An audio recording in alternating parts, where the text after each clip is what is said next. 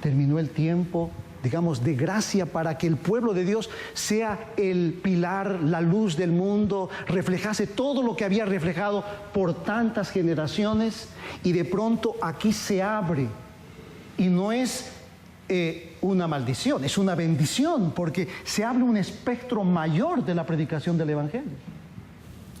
Se cumplió todo. No puedo opinar, o sea, decir, me parece que fue correcto de la forma en la que se explicó.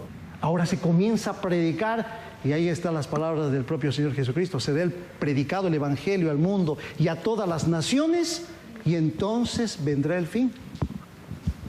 Pastor, yo de nuevo, pero esto también es una señal, digo yo, cuando Pablo empieza a predicar a todo el mundo, también es una señal en cuanto a que, bueno, venía todo el pueblo de Israel, se esperaban todas las promesas, ¿cierto? Se cumplían las profecías.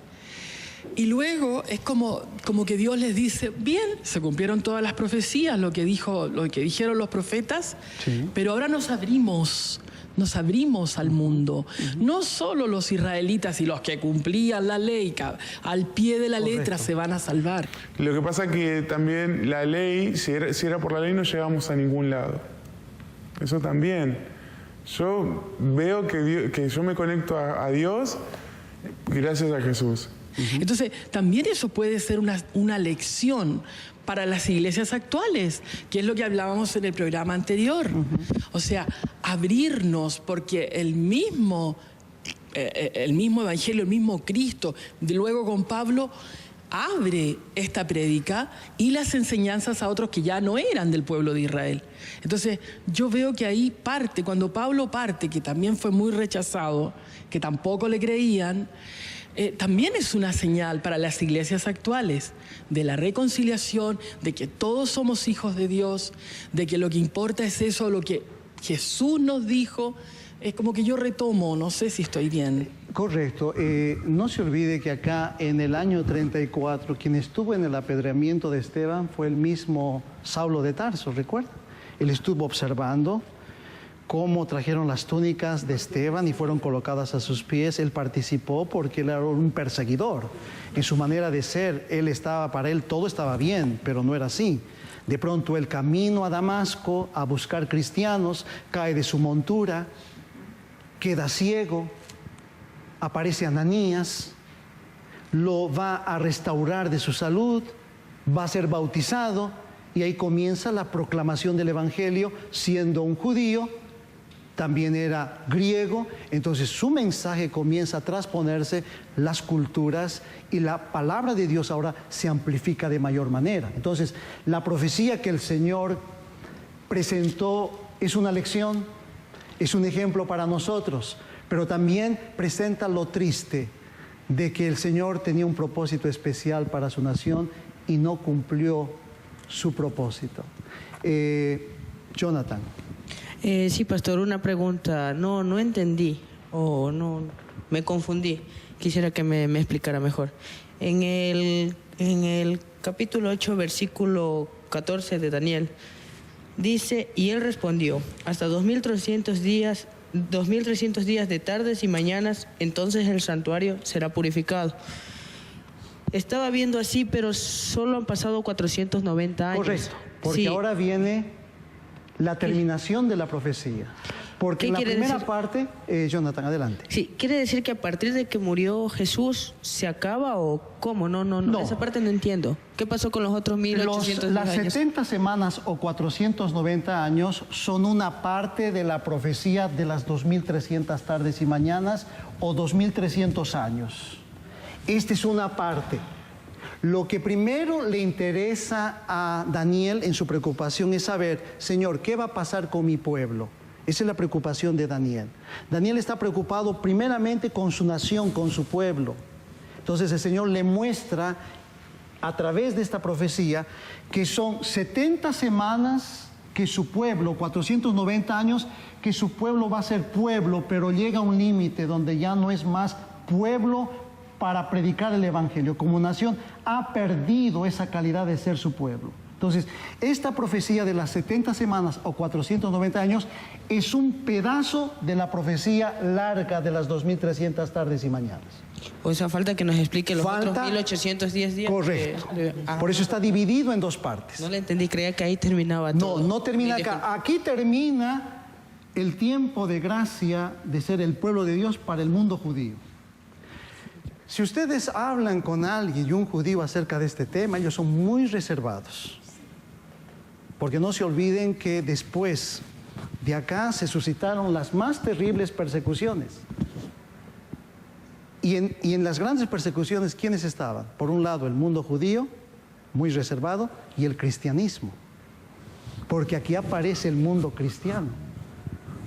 Entonces, para Roma había una confusión. Este grupo de los judíos parece que es bien pequeño, pero de pronto aparecieron los cristianos. Y este comenzó a crecer. Porque más morían cristianos y más persecuciones, el cristianismo comenzó a surgir. Y el judaísmo se mantuvo en la reserva. No con esa expansión, como el cristianismo se expandió después del año 34 después de Cristo. Los discípulos predicando el evangelio, el Pentecostés, un reavivamiento, todo eso realmente fue una gran bendición para el mundo. Gabriel. O sea que los primeros cristianos fueron perseguidos por judíos. Habían problemas, habían celos entre los judíos, pero los judíos eran un grupo minoritario. El mundo cristiano comenzó a expandirse después del año 34. Igual la pregunta no es esa, la pregunta es, ¿los primeros cristianos fueron perseguidos por? Fueron perseguidos por judíos. Muy bien. Pero también, no solamente por judíos, sino también por los romanos, por la influencia religiosa que comenzó a tener el mundo cristiano en ese entonces. Entonces, aquí la gran expansión. Pero, interesante este versículo, leer en este momento, Hechos 7:52. ¿A cuál de los profetas no persiguieron vuestros padres? Esta es una de las oraciones visibles que expresa Esteban antes de ser apedreado. Y mataron a los que anunciaron de antemano la venida del justo, de quien vosotros ahora habéis sido entregadores y matadores. Vosotros que recibisteis la ley por disposición de ángeles y no la guardasteis. Si usted lee el testimonio de Esteban, escrito en el libro de Hechos, es terrible. La manera como Esteban les cuenta un poco la manera como Dios actuó en Egipto, el pueblo de Israel a través de las edades, y su propia nación le apedreó. Es triste, pero la profecía de las 70 semanas se cumple aquí, no de los 2300 tardes y mañanas que nos falta un poquito vislumbrar.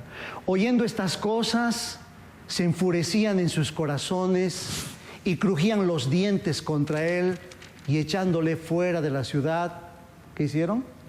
Le apedrearon, y los testigos pusieron sus ropas a los pies de un joven que se llamaba Saulo, y apedreaban a Esteban mientras él invocaba y decía: Señor Jesús, recibe mi espíritu. Es la realidad de lo que sucedió en la historia. ¿Qué nos hace diferentes del mundo judío? ¿Hay sabiduría? Sí. Pero la cruz marcó la diferencia. ¿Recuerdan cuando fue colocado ahí en la cruz Jesús, rey de quién? Y para ellos era como una blasfemia que eso se colocase. Ellos respetaban a Jesús, pero nunca aceptaron como Salvador en sus vidas. Entonces, el tiempo para esta nación concluyó. Eso no significa que muchos judíos hoy conozcan el Evangelio y acepten a Jesús, porque hay sinagogas de judíos que practican el cristianismo también. Y existe misericordia para el mundo judío, como para el mundo musulmán, que de pronto al conocer el Evangelio de la palabra de Dios, que nosotros la estamos conociendo o la hemos adoptado en nuestra vida, hay esperanza. Por eso el Señor tiene una iglesia, queridos, visible, y una iglesia también invisible. Dios tiene hijos sinceros en todas las fes religiosas. Yo no puedo decir que no, el Señor tiene gente que esté estudiando la Biblia, que esté indagando, y de pronto pastor, estamos conociendo y hemos comenzado a respetar su palabra, sus mandamientos. Esto es bueno para nosotros, pero gracias a la expansión del Evangelio. El peligro es perder esa oportunidad como perdió el mundo judío. En nuestro siguiente tema vamos a amplificar un poco más cómo concluye esta profecía, qué presenta el Señor, pero en este momento siempre la melodía es importante para nuestro corazón. Y vamos a escuchar una canción en este instante, entonada por Sofía, aquí en nuestro programa Biblia Fácil. Uno de los salmos que considero que es un ícono de referencia en la Biblia es el Salmo 91. Y hoy vamos a escuchar en los labios acá de Sofía esta canción.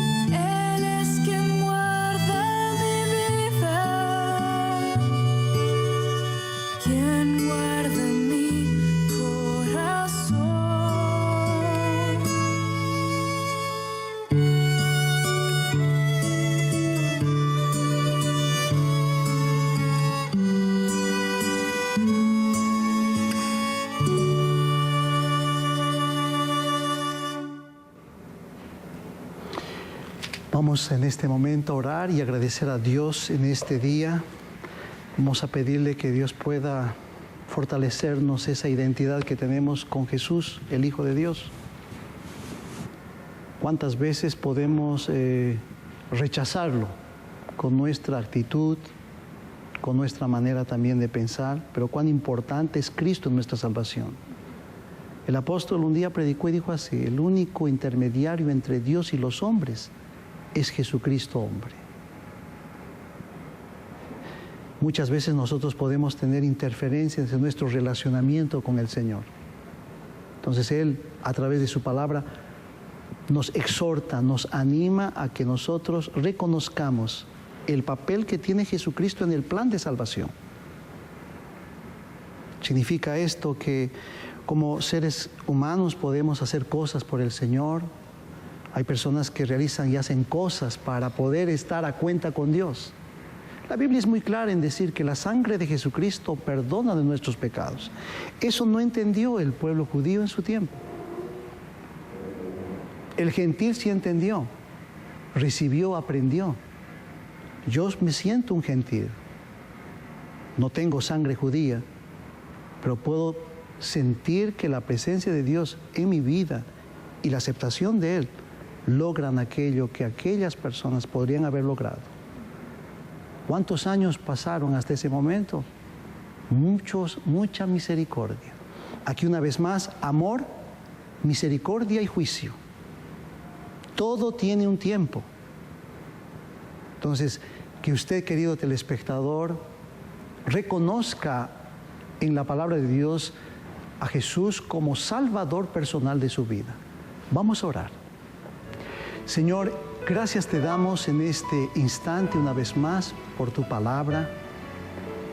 La lección que aprendemos en este día es de que, Señor, tú determinaste estos 490 años para el pueblo judío, quienes no aprendieron la lección de reconocerte como Salvador, aunque anduviste en esta tierra realizando milagros sorprendentes. De pronto, Señor, los discípulos, el apóstol de la fe, comenzó a expandir tu evangelio a otras personas que sí escuchaban, atendían y recepcionaban el mensaje de la salvación. Gracias por ello. En esta hora pedimos de que nos enseñes a valorarte como nuestro Salvador, como nuestro intercesor también en el santuario. Señor, acompáñanos, oramos por Jesús. Amén.